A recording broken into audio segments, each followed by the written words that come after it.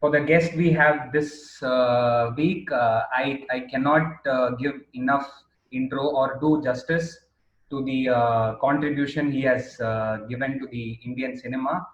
He, when I was preparing to give his intro, I just read this thing that his name is in the Limca Book of Records for the editor who has won the national award 8 times.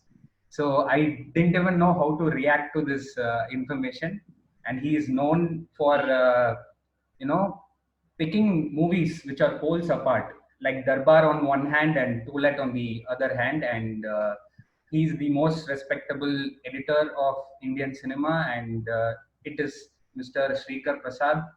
Sir, thanks for joining us. It's a great privilege to have you on this show, sir. I can't express my gratitude enough. Thank you so much.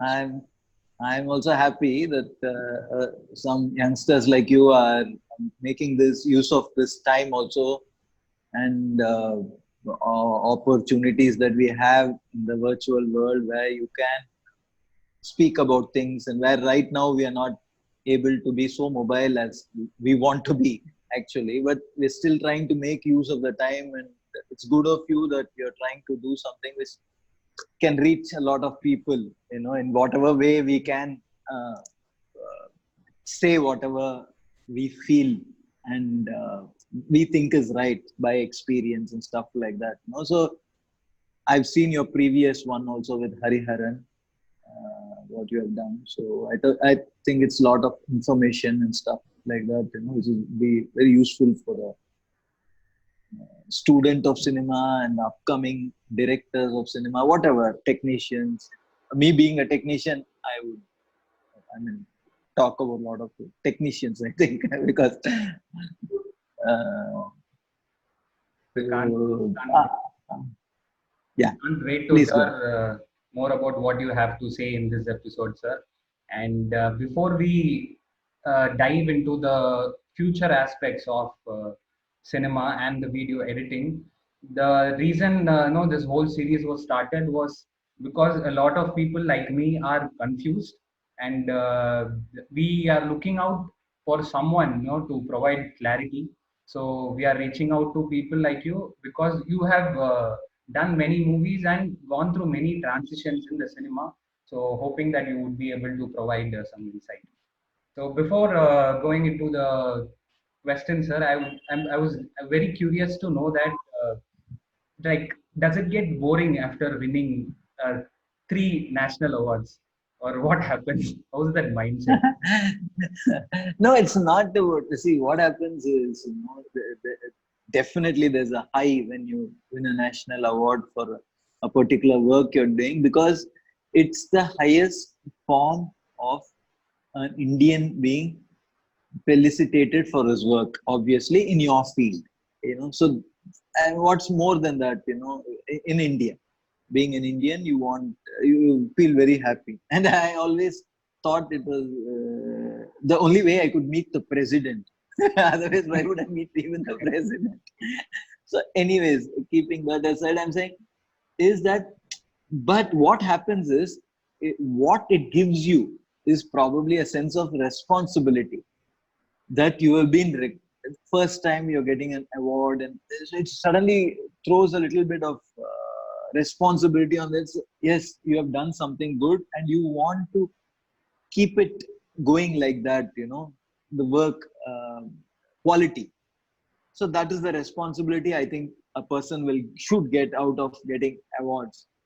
But what happens is, once said that, if you're tuned to that sort of work, what happens is, during the whole period of work, you actually don't think of these awards at all. Because what happens is, whether it's a national award, whether it's a local award, whether it's whatever TV station, TV award, whatever, it usually happens 1 year later. So the more serious issue at that point of working is how to make the film work, and mostly for the audience. Most of the films you're making for the audience. There are films which you're making for a different audience also. But whichever audience you're making a film for, your first instinct is to make it work for them. It's not for exactly 20 comprising 20 jury. You never think of it at all during the whole process. Sometimes you even forgotten about the film, because if you have started some work on and finished by about March or April and it got released, it did well or it didn't do well, and you went through the whole process of figuring out what actually happened, what went right, what didn't go right. All these things will go through our mind, or it may go through with the people you work with. All this is finished. Then after 6 months, it's revived in the sense that you wouldn't even be thinking of it, is that it would have been sent like any other films which are produced in that year. They would have gone, you would have got an award. Then it's a sort of a recognition. At that time, it was much more because the press was less. Now, at least you have some sort of recognition in terms of press coming in with saying they're becoming aware of some technical abilities and saying that this is good, this is bad. Sometimes it's good, sometimes it's bad, whatever, but at least they're talking about it, because so much has happened in the last 10 years in terms of social media and all. Before it was not there, so we would have almost forgotten. It's released in April or May and gone, and after 6 months it's gone to the national awards, because every film which the director or the production would have had an idea to send it to the awards to see if it could be the best Tamil film, it could be the best film. You don't know because you haven't seen all the films, so everybody has a hope of getting a. So at that time it's judged by 20 people, and they realize that this is good, this is good, this is good, and you come out with the award. So at that time it's a fresh surprise, because you already sort of moved away from that uh, project. In that sense, mentally you moved away, but then you're getting recognition for something which you have done in the past. So it sort of revives. It's a, Umari, what you'll say is, it gives you not only an adrenaline rush, it also gives you a sense of boost to work in the further what you're doing. Especially for a technician, I think it's a huge this thing, because you keep working next, so you want to be energized, for that it gives. So that way it's very good. I mean, that's way it's helped me, I think, to keep. And it also gives me the thing that I can work in different sort of things which can explore in different places. It's not about doing one kind of cinema only for a technician, which keeps you excited and updated in the moment. True, sir. Like you said that where you are already working on another project. When the news of an award reaches you, I was looking in Wikipedia, and you are almost doing 8 movies this year. So, how does an editor manage to do 8 films? The thing is that basically, these films, there are two sets of films usually I'm involved with. One is new people who are making, which obviously somewhere gives you a feeling that it's very exciting, and I see the enthusiasm of those people. So and they come to me with a certain amount of reassurance that I would probably mentor that, or I would help them out with the process of it, because they're not still as experienced as they want to be in this field. So that is one group of films which I constantly do parallelly. And then there are these filmmakers whom I've been working with over a period of time, like maybe a decade, 1.5 decades, sometimes 7, 8 years, whatever.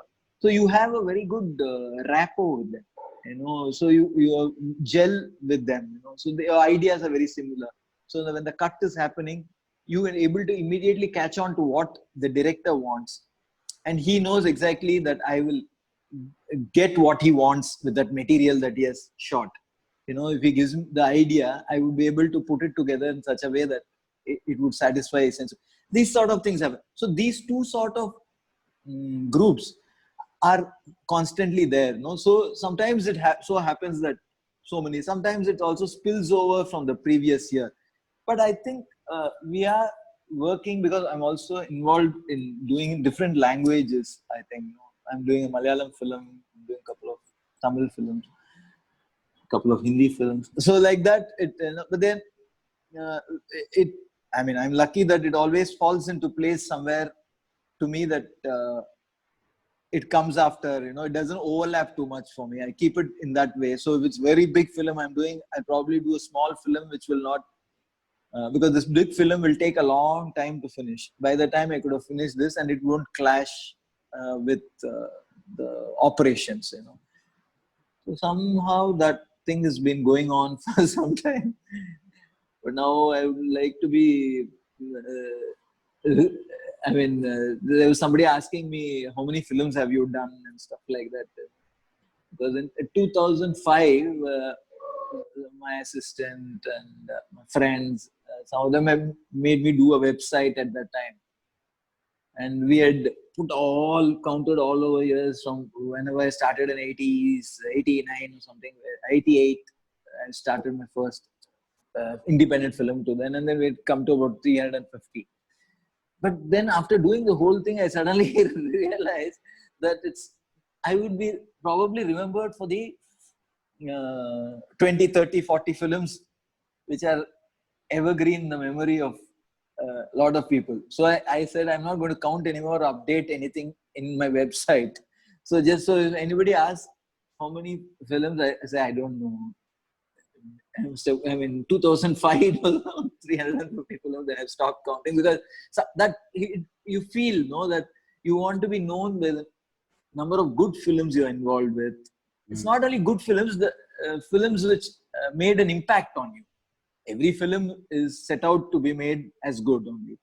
But some films create an impact. Everything falls into place correctly. It's like that basically. So we manage with working. It doesn't matter because I keep working parallelly while the shoot is happening. So we don't backlog it so much. So I'm able to manage the films, I suppose. So, like since from the time I came to know that you will be coming on this show, I asked a few of my editor friends who are working in the industry to give me questions, and I got a few of them. And before addressing those questions, can you explain to me as a layman that what is video editing, sir? See, editing is a process. Whether video editing you are mentioning,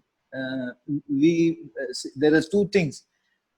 Initially, there was film being made, feature films. That's how the whole concept of editing came about. I mean, to put it in a nutshell, it's like this: you started shooting in 100 years, whatever years back. They started shooting 100 and whatever years, and it was shot as a single strip of film. They invented film and they shot, and it was projected and people enjoyed. Then they realized it's very small, one strip. You want to join two pieces. So it was invention that you want to join, how to join this film. So they joined. They found some chemical which will join the film, and then it will play in the projector as two pieces together.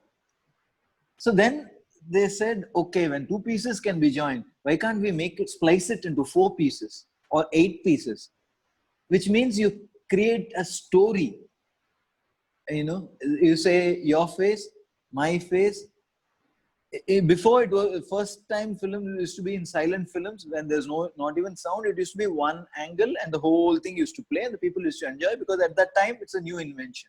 A single. Then a single shot. Then when this process of editing was introduced slowly, then the possibility started increasing. Then they started juxtaposing 2 shots, which is like one close up, one close up. 2 people are looking at each other. You realize that by using 2 shots at regular intervals, you can create a not new story, an emotion out of it, which is more powerful than a single wide shot where 2 people are looking. The information is the same, but the dramatic element is different. The dramatic emotion is different. You know, when you have a person looking, a close up, and a person looking, and they're having a eye to eye confrontation, it suddenly makes it little more dramatic, the film. So like that they started. Then slowly sound came in, and then so the process of editing was invented after.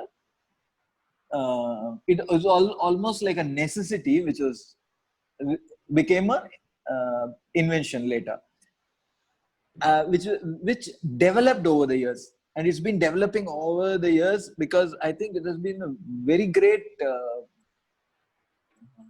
improvement in the way people have looked at editing process, you know, to how to edit.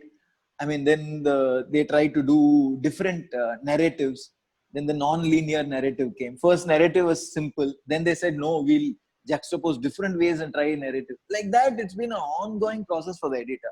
So in between, this video editing is twofold again. Once when the television came in, it was shot on video, on tapes. So that is actually what we call in our circle as video editing, where they used to have Betacam tapes and high band tapes, and on the tapes, to another tape, it used to be edited. So in one tape will be played back the in point, and with the intermediary machine, the in point will be pressed and the out point, and then they play. This much will get recorded here, only that portion. So like that, each individual, it can be done only linear. You cannot go and add splice in a shot later into that edit. You will have to start from again from the beginning.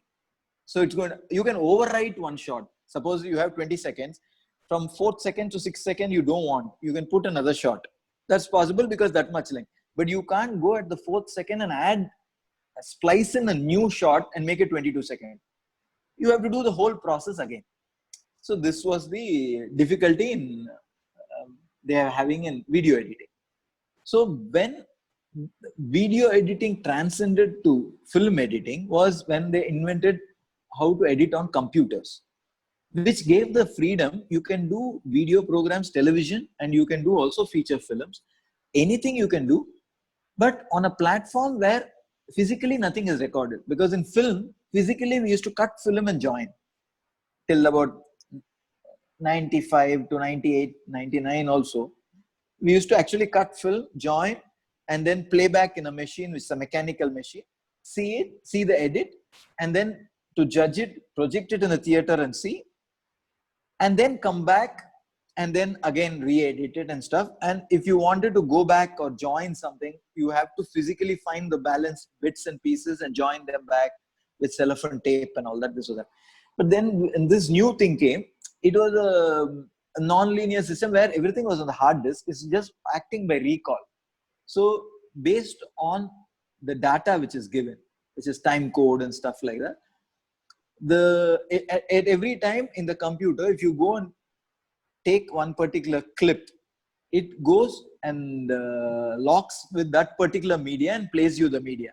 Physically, it's not recording or anything. That's how this whole non-linear editing came, and that slowly came into features also. And it was very convenient. For an editor, it was a great boon, because before I was grappling with a lot of footage and trying to find out, and to do second version, I would have done something and then I say, okay, we'll try to do, maybe there's no time only. But now it quickly can be done without so much of physical labor and in a shorter time. So you can have multi versions of a same thing, you know, version 1, version 2, version 3, version 4, and then you can judge and you can play back and see. Now you have a convenience of playing back in a computer on an Avid or whatever, a 2-hour film or 3-hour film at one switch and see. But we were doing on film, or even if you're doing in beta tapes, it couldn't cross more than a beta tape was about 60 to 90 minutes, or film can be only one roll of film maximum the machine could hold is only 20 minutes. So all these sort of difficulties are overcome by this. But finally what happens is how you use the equipment. You know, the concept of editing is another thing, using the equipment is another thing. Concept of editing, how to get it on do it, what is the smoothness which your transitions can go, how the story can be told. This is all from the mind of the editor, but the tool is there which you can effectively use to do it very fast and to great perfection. That's the whole User process interface of how. has become easier over the years. Much easier, yeah. So since we have spoken about the tools of editing, so any tool we use in a cinema is required to elicit an emotion out of an audience. So, Correct. for example, if we take the evolution of the story, like we were discussing in the previous episode, Hari sir was saying that the linear story structure is being evolved to the non-linear, and then there is a possibility of interactive fiction being the new future. Correct.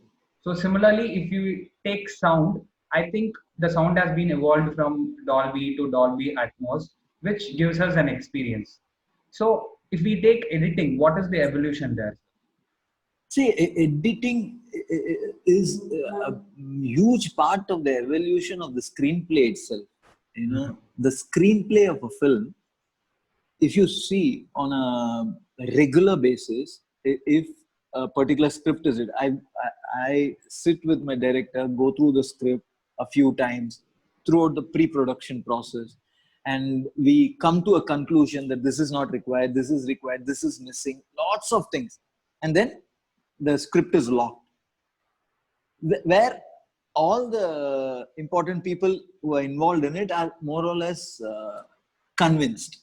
There may be one or two disagreements, agreements saying that this is required or not. We'll see later. That's about it. But when it gets translated on cinema, on shoot, on in the spot, with all the, I don't know, compromises, maybe sometimes you can call them, is because of weather, so many things. Shooting, actors, the support actors. What happens is the output you get on a day will determine how well it has come out. So when this happens, the film, when edit is happening, it gives a lot of different interpretations sometimes. Some scenes don't work, some scenes on the script level it looked very good, but when you see it as a flow, as a film, so the editor gets involved in actually rewriting the screenplay at that point. It happens in almost all the films. Some part of the screenplay changes. I mean, in plain terms, it's like A, B, C, D in the script, but C can become after A and B can come after C, and things like that keep happening. This is the sort of flexibility and evolution which has happened with the editor over a period of time, I feel, in screenplay. And also when people are getting more adventurous in storytelling, because see, if you want to tell a story, and if you realize that your story is a very simple story, it's too simple for today, you would try to have a little different sort of screenplay to make the simple story very interesting because of the way the screenplay is told. So these sort of attempts, when they are made, the editor's part becomes very significant and also interesting. That way I think editing is playing a big part as all these things are moving around. Like this Hariharan was saying, this virtual thing, even that open-ended, what do you call that, where you have the choice. It's Yes, come already once in Netflix, I think. yes, sir. There's a series which came where you give option B and go, or option C. Yes, sir.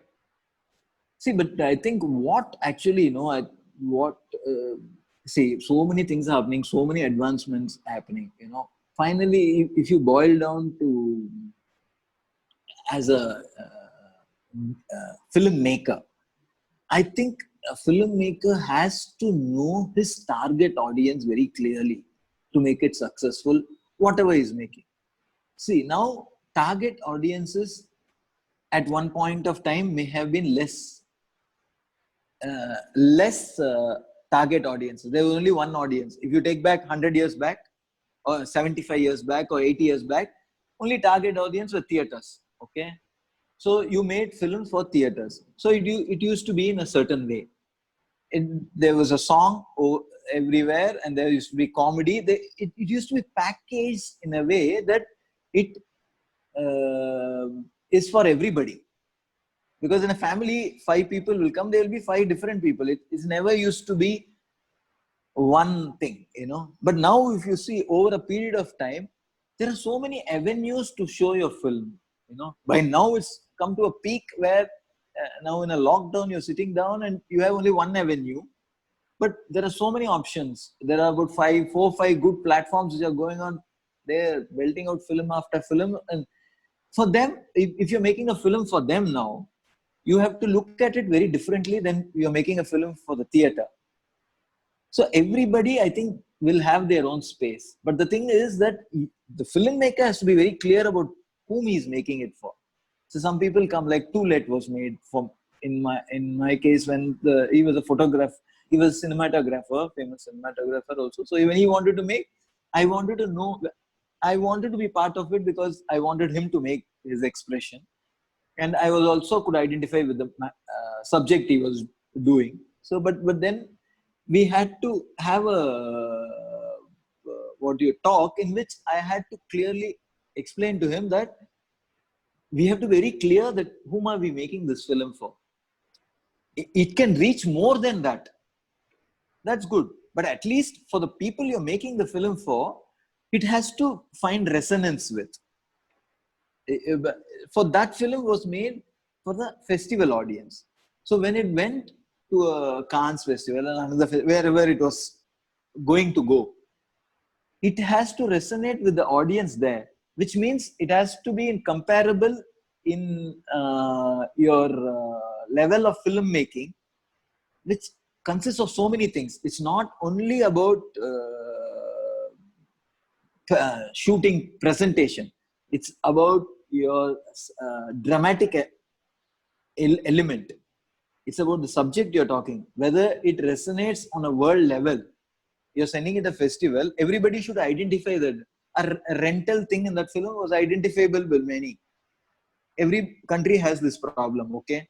But if here in India, we could be very dramatic and melodramatic. But if you make something like that and show it to them, for them it will be a mismatch in a foreign festival.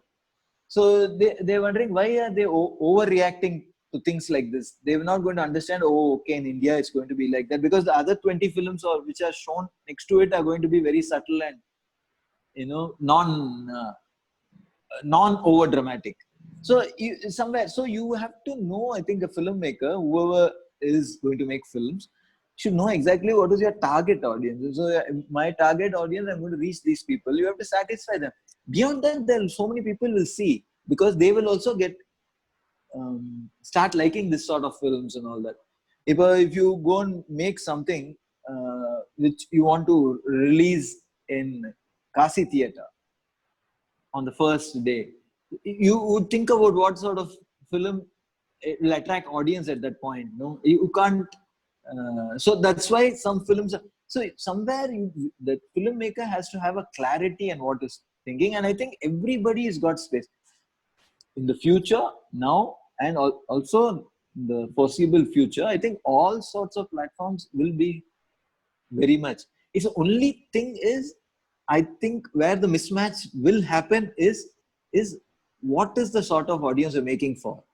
That will divide the content into going into OTT platforms, or going into theaters, or going into television, or going into different platforms, or going into film festivals. That is based on the content, and not because OTTs come, this will you cannot make every film will go to OTT. It's not going to be like that. Filmmakers will make films in different genres. Each will have its own place, I feel. So, like you were saying, that you have to choose your target audience. Is there a way to determine who is your target audience? And also, there is this the question which comes to the mind of many creators, that am I making a movie for someone else, or am I making it for myself? How do you gain clarity on that? That, see, that's a very personal decision of yours. Is you can choose to make a film for yourself, but the ramifications of it is that if you're making somebody put in the money for it, X person is coming and investing some money on it, on making your film. Obviously, he's looking to get a return out of it. You know, that's where this art and commerce sort of mix. You know, so a person is willing to spend a amount of money on your film, and he obviously wants a recovery, or he's even aiming to make it a very profitable thing. So when that sort of thing is comes, then it's the filmmaker's prerogative to think what I can, if I'm given money to make a film, and say that at worst situation I want my money back. Best scenario, I want to make money out of it. I make profit out of it. I will be will be responsible to see that it, you know. So in this, the target, how it comes in is that if I've chosen a subject which will reduce the number of viewers for me, if I'm making very a serious topic, which I think will not be a pan everybody's cup of tea, then I should be able to make it in that cost, which I can have a smaller release and get that money out of it. You know, see, getting money out of it is a thing, because you have taken that money from somebody to invest on this project. No, so it's only right that when you're showing you. I mean, then there's another way, is that some people spend their own money and make whatever they want. I mean, without oblivious to the fact that whether it has to recover or not. Like, just send it to festivals, send it, or you can show it wherever you want. That's freedom of expression and art. You know, either way it can be done. But if somebody is investing money on it, obviously the first thing will be to get the recovery back to them. So in that, then these things come in, that I'm choosing a subject which is 20% of the audience will be interested. Maybe it will be interested. 40% will be interested after, maybe after word of mouth, but for sure 20% of the audience are interested in. So I make it in a budget that I try to recover the 20% of it. So this producer goes and makes another film. It's also a continuity of an industry. It's not. It's not. He's not going to die. The industry should not die with that particular moment. It should. The next film should happen. No, so it's a. It's a.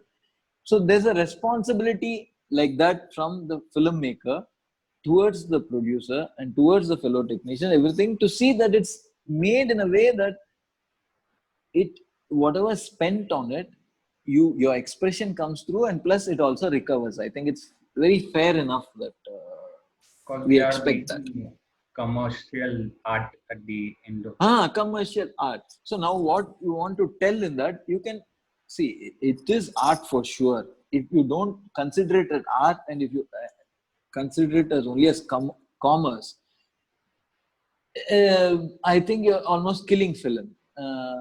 It's not what you know. You it's like it's a painting. A painting is very good. You appreciate everything. Finally, it's sold. It is sold for a price because of its art. You know, like that film also. You try to. The filmmaker puts in his contribution, makes it a piece of art, which is seen by. But you have to know also. No, I mean, it's the basic. If you're making, and if you're in X place, you're in a which country, where, what sort of film, some awareness will be there. So when you're making something, you know how much will be the returns for this, who will buy this sort of film. Some films are made, and then they realize that it's nowadays they realize that it's good enough for OTT platform itself, a Netflix or a release enough, because the money is recovered. It probably doesn't suit present day, not only for lockdown, other than lockdown, even before that, they realize that if this sort of subject, if I need to push it into the Indian theatrical market, I would need to publicize it. If I need to publicize X amount of crores, I have to spend on it. Then I realized that if I spend X number of crores and X number of another crores I have to recover from the film market, maybe it's a little too much for the sort of film I've made. So when there's a platform where it can get the number of viewership, it can become popular and can get the money, and you don't spend on publicity. So some people go and make releases on platform because there's an additional platform. Otherwise, other people are what they do, release in the theater. That additional what do you call additional money they get from OTT platforms for the digital satellite rights. So if 100 rupees is their revenue, 70 rupees they get from theater, and 30 rupees they would try to go and get from the other platform, which is at a later stage. So, so somewhere it's made in such a way, you know. But see, what happens is every time there is a some calamity sort of thing, like now it's a pandemic and stuff like that. There are a lot of theories that this will go down. It's not like that, you know. See, everything has got a space for itself. Just because an OTT platform is there, theaters will not close down. It's not possible because certain films, the theater experience is so overwhelming for an audience, even for me. Whenever I watch a film in the theater, I try to see as many films if possible as possible, because it educates me in knowing the audience's preferences and tastes when I am working on you know, on films, you know, which are also going to be commercially exploited. So I really need to understand that what is happening. So like that, so Collective many user people experience. huh? It's a collective user experience. You watch it with a lot of people, which you cannot at Yeah, watch a bit. It really is eye openers sometimes for lots of different situations, you know, which in some you would have believed in that this would work, and it would have worked. And sometimes you believe this may work and it would not have worked in the theater. So either one is a learning experience, you know. You learn from your mistakes, or you learn from, you know the pulse. It's very important. That's what I meant by when talking about target. If I'm going to make a film like a very masala film, and I don't even know what masala film is in happening in this particular town or in that state, it just doesn't make sense. What I'm so mismatched with this. So many people can be like that. They can be so many mismatched with the audience, and you know it's a so you have to be aware of. If you are aware, then there is so many, for everybody there is. Finally it boils down to having good content, which is very story based. If you are able to tell a good story, see, you will have to be able to tell a good story. You will have to tell a story which is likable by majority of people, which increases your target audience. Like that, each story has its own pluses and minuses, you know. So that, I think somewhere the filmmaker has to be clear before he makes a film. So each one has his own place, and now there I think so. I think see, we need to keep inventing ourselves. So and see, what happens is, always when there's a change, there's when there's a change, there's going to be resistance. There's obviously going to be resistance, because some people are there who will accept change as it is. Some people will not accept change for a long time, saying that that's not good. But change is inevitable. Change is going to happen.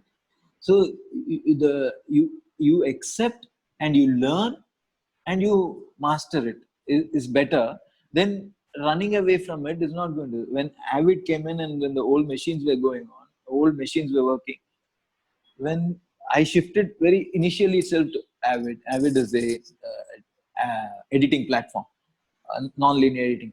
So I shifted early. So it was a great help for me, because every day, I mean, I was not a computer person at that time.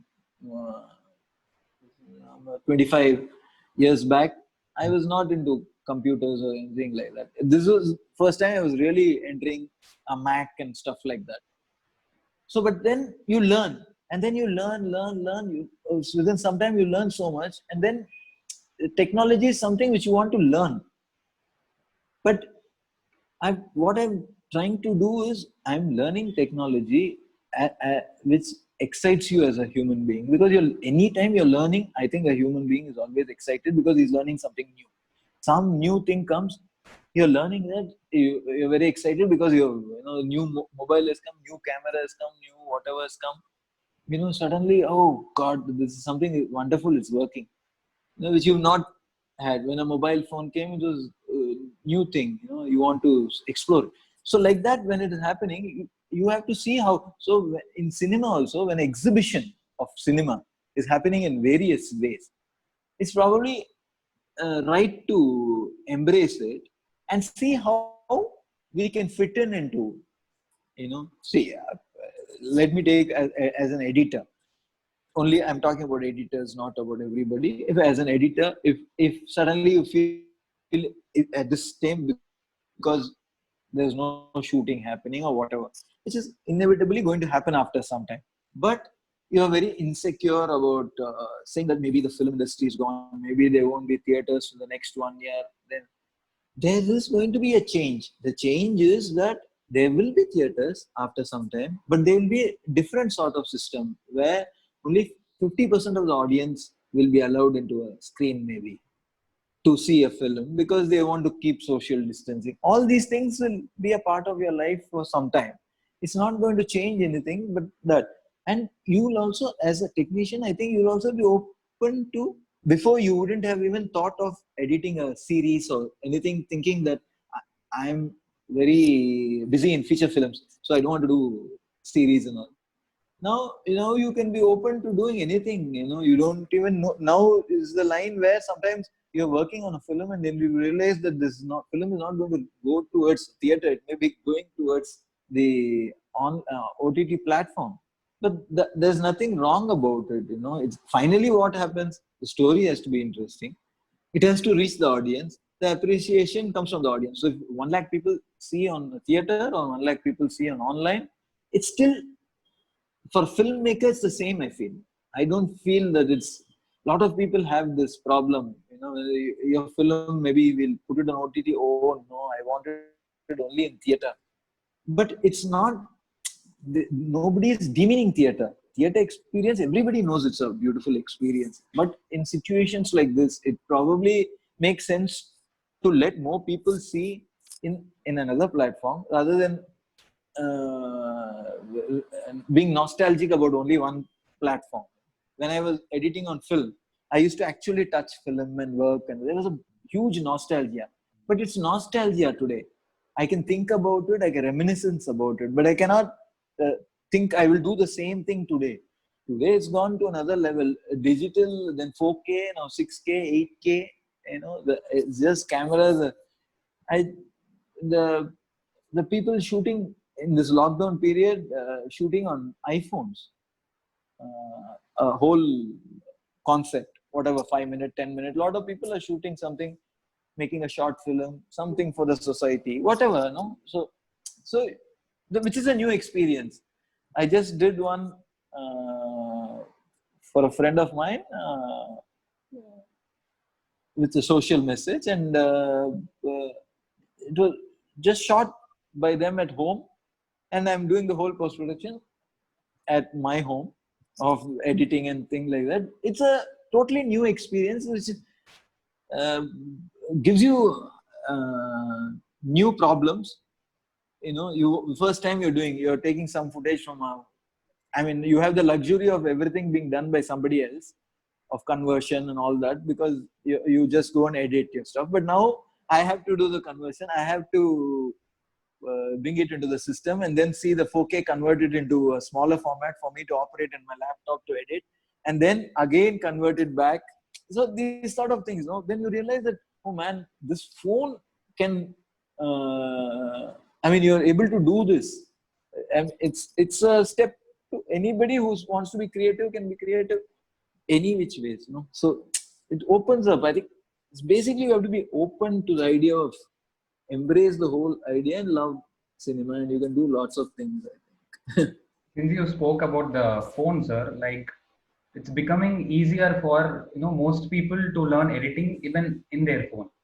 So you spoke about how there is place for everyone, and so but since more people are coming in and learning editing, there is also more competition. So how do the editors, stay their ground, and how can they be original in this space? See, that's what an editor uh, requires is the very bottom line concept of editing everybody thinks is to join few things. Now you just go a little step further and start thinking, you know. So first, always I ask whoever comes to me for editing, if to just give you a brief rundown, I'll just tell you that a scene is first a scene is written, and a scene is broken into 10 shots or 12 shots or 15 shots. Each shot, when joined together, make the sequence. This is the basis of each sequence that we have in for one sequence. Like that, 60 sequences or 100 sequences together join make one film. Okay, this is how films are shot. So now we'll take one sequence. One sequence is shot, two people are speaking, and then there's a lot of coverage. They want to cover from, see what all is required. You need to cover in a way that you know where it's happening. Where is the situation happening? And what is the expression of that guy who's speaking? And then depending on the severity of the emotion, you go closer or you go over the shoulder, like lots of shots are taken.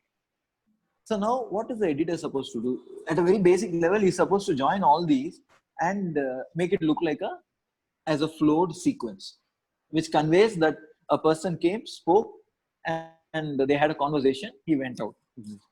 Now, that limits, that is the very limited idea of editing. Okay. The next level, what an editor has to think is, he has to think in this situation, how is a character supposed to behave? They would have taken care in shooting, but if they would have taken number of takes to improvise his acting and stuff like that. No, he has to go through all those and see which performance actually suits the character of the character he's playing.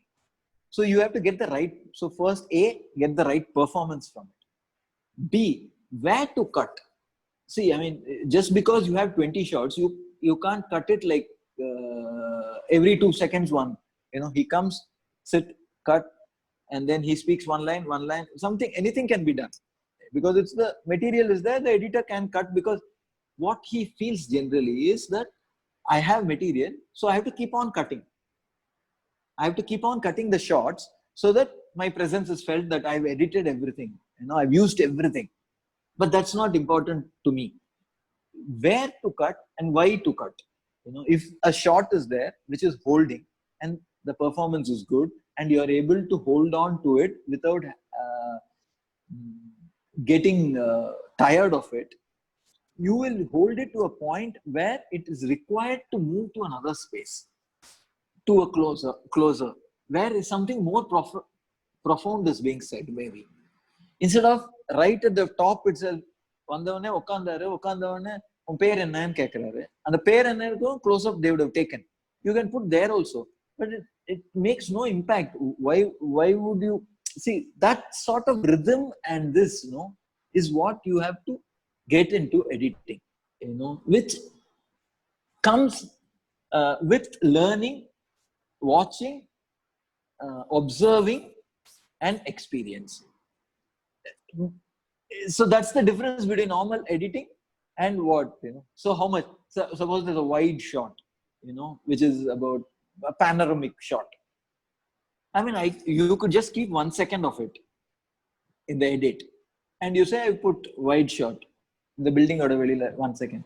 அந்த 1 second வந்து உங்களுக்கு வந்து register ஆகுதா?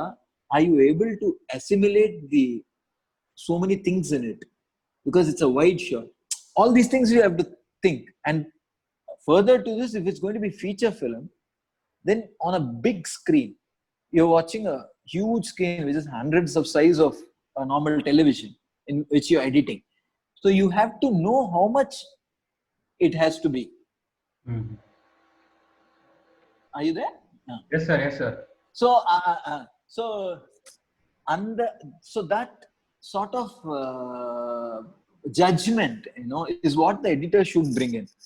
And then there will be places where maybe a actor wouldn't have performed, but he would have told all the lines. So it's not necessary to keep all the lines on his face, because he's compared to the A actor, B actor is slightly down in performance, which is natural because A actor would have been a professional guy. B actor, small role, they would have got somebody who's looking correct, but probably not able to deliver. So then the editor has to see that this non-deliverance is not felt by the audience and how to cover it up. So you can give more focus onto this other actor and reduce the duration of the other this act B actor who's not very powerful, and you can manage. So That is one thing. is there anything else other than editing an editor can learn to improve, get better at editing? Generally. That's what I'm saying. No, it's basically observation. No, how Mhm. it's observation of films which have been done, and I think have patience in seeing your rushes. I mean, I always ask my assistants or whoever is talking about students or whatever, you should have unlimited patience to be an editor, basically, because you will be spending hours together. See, for a scene which is about 2 minutes in duration, probably sometimes we get rushes, coverage of all angles and all that, 1 hour to 2 hours also. So from this 1 to 2 hours or 1.5 hours, whatever, we have to choose the best and create the 2 minutes. Which means what is that? You need that sort of patience to get it. You cannot be in a hurry. No, you have to see each and everything and choose out the best part of it and try to put it into the all the best perform. See, what finally works for you when you're watching a film is the performances and the smoothness with which A to B to C moves. Initially in the scene, it will be shot 8 to shot 1 to 2 to 3 to 4 to 5. So many shots will move from one shot to another. They have to move at a very, what you call smoothness. The smoothness comes only because of the timing between two shots. See, suppose I'm asking you a question and you're answering it back, in each given situation, it will be very different. If I'm abusing you, you're going to uh, fire back at me in a different way, quickly. If I'm telling you something which is very, very shocking to you, you will probably require that little time to assimilate it and then react. So these things in the while editing, you have to. Sometimes it's not shot like that. But the director could have missed that whole idea. The experienced guy won't miss it, but some new they would have told them the lines and he would have done the line and he would have said something and he would have immediately reacted. Your dad didn't sonna. That guy immediately would have said, "You, that doesn't make sense. It won't make sense. It makes sense if there's a pause in between. So if you give a little, so we extend that pause because we are cutting in between two shots. We can actually artificially extend that moment. Is that இவர் கேட்ட உடனே அவர் பதில் சொல்றதுக்கு முன்னாடி maybe ஒரு second யோசிச்சு அதை receive பண்ணிட்டு, that is the time the audience also is receiving the information. The character also is receiving the information, the audience also is receiving. So you need the time to sync, whatever, it's an emotional play. Our films are mostly emotional. So when that emotion to sink into you, you need so all these things the editor has to be aware of. So he has to be aware of good performances. He has to be aware whether the character is behaving or he's speaking the line in that particular take is the way it is supposed to be as his character is. And then if are we focus of who's the focus? Sometimes you're saying something, you're not important because see, a postman is coming and giving you a news. The postman is not important. The news, who's getting the news probably will be more important. So who's the focal point there? So it's the guy who got the post and not the postman. The postman came here, you need to know that a postman came, but you don't require the postman to be telling the whole things maybe at some time. It can be on the guy who's listening to it and getting in the many decisions. These make it more emotionally engaging. So because you are investing your time when you're watching a film on one character, usually a protagonist. So when you run with your protagonist, then you want to see what he's feeling rather than distracting with some other thing. So you somewhere you have to be very aware of story telling for an editor. So this must have been a great lesson to the editors, I'm sure. And I have a very personal question from an editor friend of mine. So what he said was, sometimes he feels that the whole film unit is like a family and it has an hierarchy. Like the director, DOP could be like the father, mother, or something like that. And but he feels sometimes an editor feels like a guest or an employee, and he feels a little bit frustrated about that. No, it's because probably see what happens is it's been there for a long time that I won't say it's only the editor. To be fair, it's not only the editor. It's some other technical guys also are not. See, the people who are most um, connected to the finishing a film in that sense are the director, cameraman, and editor, because the whole shooting cameraman, but they are in the limelight because they are at the spot of the shoot. So when any coverage happens, it's easier to. And the director, obviously, because comes up with a vision and he comes and he takes the final call, and he's a person who's handling. His job is to handle 10 people. We have probably I only have to handle the director, and if the director and producer are at crossroads, then two people I have to handle. I don't have to handle 10 people. The director probably has to handle 10 people to get his work out from 10 people. So this is a very difficult job too. So cameraman is at the spot, so he's given and he's creating the visual, so which is very seen. You can clearly see that this is guy's visual, so he's given credit for it. Editor is somebody who's very invisible in that sense. Is his art, according to me, is something which has to be invisible in when you see the film also.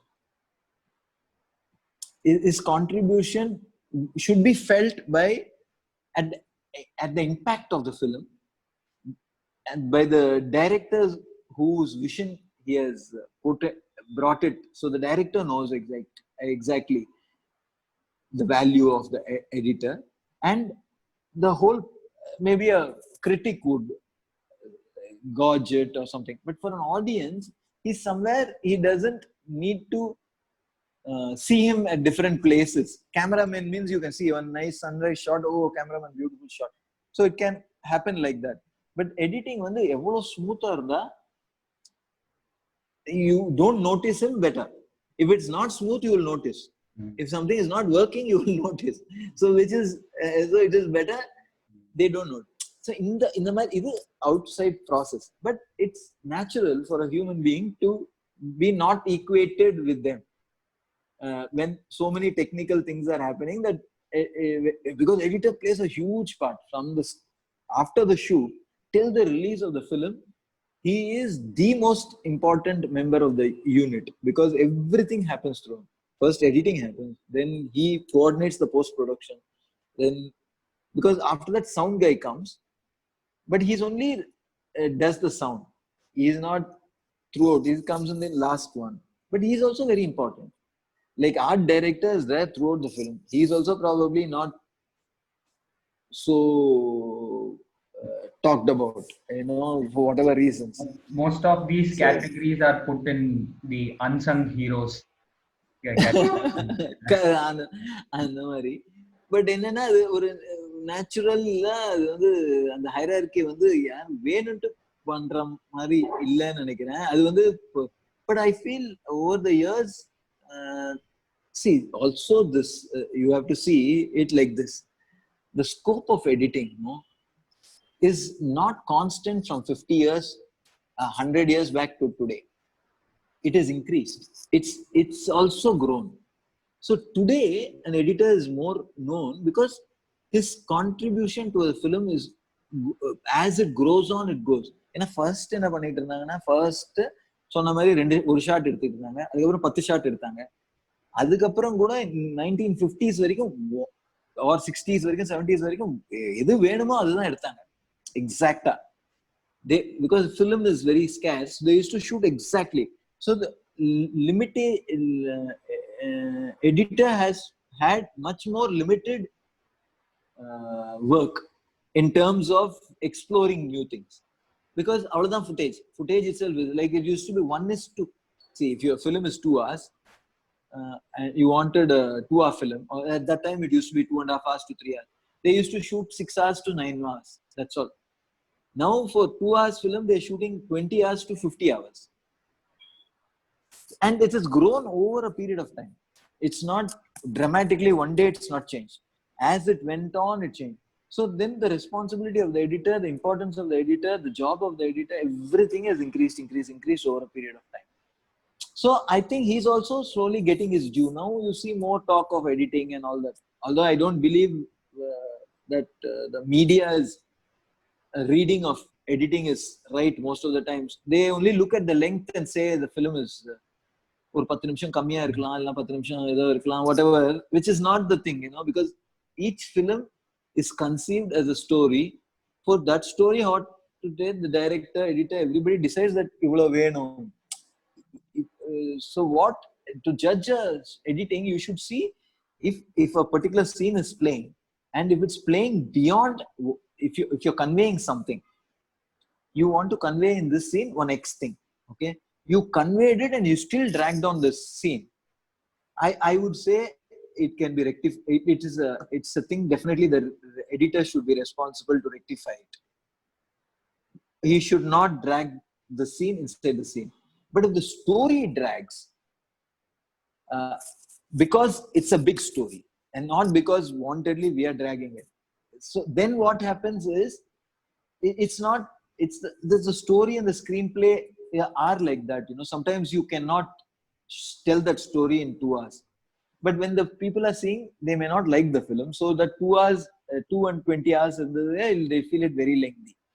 But that they always equate it with the editor, which is not actually, so they have to really, they don't understand that. They just look at the length, and I see a lot of people on social media, all the critics putting 2 hours 45 minutes. And then what would you say about there's other films which are 3 hours and are doing very well. Like there's one film called Bangalore Days, which is more than 3 hours. It's like a huge. So that's not important. But as a technician, as I'm working for so many years, I realized that people's patience level at seeing content has decreased over a period of time. Probably 50 years back, a 3-hour experience is what is the best possible for them in a theater. Today, they would be prefer a 2-hour experience in a theater, because times have changed, speed has changed, they have more things to do in life than spend on a film, or they are used to some content which is happening fast. So and the mari there's a change, so we are also in tune with that. Sir, I could go on and on asking. but unfortunately, we have to end this interview. And I'd Okay. like to ask one last question, which Yeah. could be a blunt question, sir, but somehow we would all also like to know, how do we equate making art into money? Where is the money, the big money, and how do we make it? You could be See, specific for the editors, sir. uh, how editors could make money, you're asking? Yeah. Yes. See, editors can make money only by doing a lot of work. I mean, except, see, a lot of people, I've seen is that when I came into the industry, I grabbed whatever work I got. I had no choices at that time because I wanted to work. When I worked, then, then I became better. Then I got to know more people. Then I got to know better projects. So you need to work and not have uh, hang-ups about, oh, this I don't want to do, that I don't. It's not, in a thing. See, everybody who's making a film is making with an idea that he's making something unique. Everybody. Finally, it may turn out not to be a great film, or it can be turned out to be good, whatever. So I have see a tendency in a lot of people to look down upon certain things, and also after starting some work, they also some editors tend to look down upon the work because they find that it's not up to what they imagined it is. இந்த சுச்சுவேஷன்ல என்ன பண்ணணும்னு நிறைய பேர் கேட்டேன். See, you have agreed for something, and now it's a challenge. You're taken up the project, and you're realizing that it may not work as well as you thought it was. Somewhere it's not happening. But after you've taken it up, what is the challenge is that to try to make it work as much as possible. No? That's the spirit at which we should work instead of giving up. If you give up, then there's a lot of times giving up will become an easy obsession with you. You're gonna, it's not about giving up. It's trying to see whether you can salvage something out of this and make something out of it. Say that, oh, it's definitely not as bad as we thought. We can improve it. There will be ways, and so அந்த ஒரு attitude, I think, இது இன்ஸ்டியூட்ல இருந்து எங்க படிச்சுட்டு வரும்போது you are exposed to a lot of theory, world cinema எல்லாமே. இப்ப நம்ம இங்க வந்து பண்ணும்போது வேற ஏதோ பண்ண வேண்டி வரும். ஸோ நான் அதுதான் பண்ணுவேன், இது பண்ண முடியாதுனாலன்னு சொன்னா you're not going to make money, now you're going to make headway in the industry. See, always what I tell is, you'll see, if you're in college, you'll learn a lot of things. College or institute or wherever, you'll learn a lot of things. But I think when you come to the industry, also you learn a lot of things. Most important thing is to unlearn certain things also, I think, which is very important, I think, because you can learn and get fixed with it, which is wrong, because it's not possible. I'm seeing a Fellini film, and what he stands for, a Godard, I can appreciate it, but I'm not going to sell that idea to an audience in Tamil Nadu or Andhra Pradesh. I will not be able to, or I won't be, because they're not interested. They're seeing something else. But how to get some sensibility into this, what I'm presenting, where I'm also artistically happy, where I'm also making the audience happy, where, so in the mindset, editors are a part of, at least for the people who are coming from institutes, and it's a big block for a lot of people. And அப்படி நினைச்சேன், இங்க வந்தா இப்படி. This is our industry. You can only be here and change your industry. See, why I'm doing arty films and I'm also doing commercial films is the reflection of what I'm doing in the films, which I'm sending it for festivals or whatever, is definitely I'm trying to put it into commercial cinema in some way. I mean, I can't put it the same way, because it's shot itself differently, the story is different, but the sensibilities, reality. So slowly there will be change. So I think over a period of time, there's a lot of change. It's now running around trees is not there. So that's a big change from 25 years back. So அந்த மாதிரி only you can change there because certain thing is already happening here. இப்போ அதை வந்து overnight மாத்த முடியாது. But sensibility is right and தெரிஞ்சுக்கணும். So you have to work with the industry only and change whatever you want to contribute here. So and the mindset வந்து I think a lot of money can be made and also a lot of work can be got for technicians like editors. What I took back was do more work, do not give up. So on that amazing note, thank you so much for joining, sir. Thanks a lot. It was a great pleasure listening to you. I hope a lot of confusion would have definitely been cleared. And thank you so much, sir. Thank you.